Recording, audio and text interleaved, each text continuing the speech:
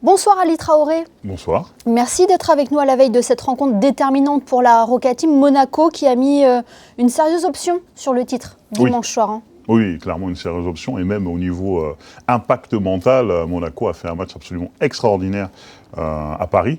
Et je pense que ça va laisser des traces dans la tête des Parisiens. Ça a paru assez facile. Hein. Oui, parce que Monaco est rentré dans le bon état d'esprit. Ils ont joué un match d'Euroleague ce soir-là. L'intensité, le collectif, l'impact physique, surtout on a vu Paris vraiment démuni face à l'intensité monégasque. Oui, Sacha Obradovic l'a dit d'ailleurs à la fin de la rencontre. Ils étaient vraiment en mode Euroleague. Oui. Quid de ce match 2 ? Alors on se dit quand Monaco peut jouer un tel match et afficher un tel visage, qu'est-ce qui s'est passé lors du match 2 ? Pour moi, Monaco est son pire ennemi. Clairement, on a pu le voir sur le match 2. Les joueurs ne sont pas rentrés dans le match comme il fallait. Ils ont été un peu suffisants. Et Paris, forcément, ils en ont profité pour gagner.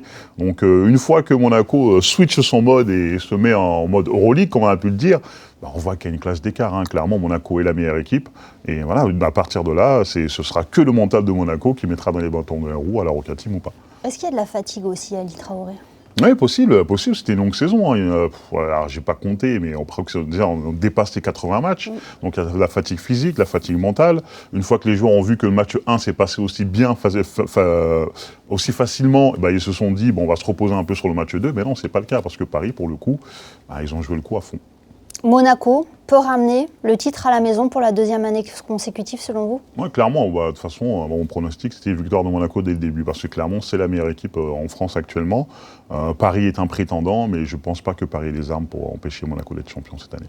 Paris aussi a eu une longue saison, puisqu'ils ont été sacrés champions d'Eurocup. Oui, une très longue saison, une très belle saison. Ils ont gagné la Leaders Cup, ils ont gagné l'Eurocup. Clairement, là, c'est un bonus pour Paris d'être en finale et de jouer le titre. Ils ont une saison extraordinaire.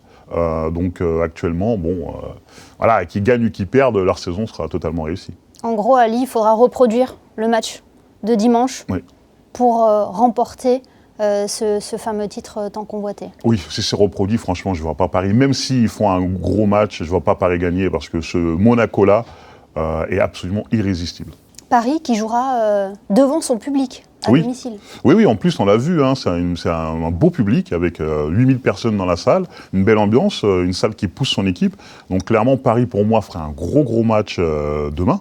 Donc Monaco doit être prêt. Et de toute façon, s'il reste en mode Euroleague en match 3, je pense que ça se passera très bien. Et éviter le match 5 et ramener donc cette coupe à la maison, c'est tout ce qu'on espère. Merci beaucoup, Ali Traoré, d'avoir été avec nous. Merci à vous.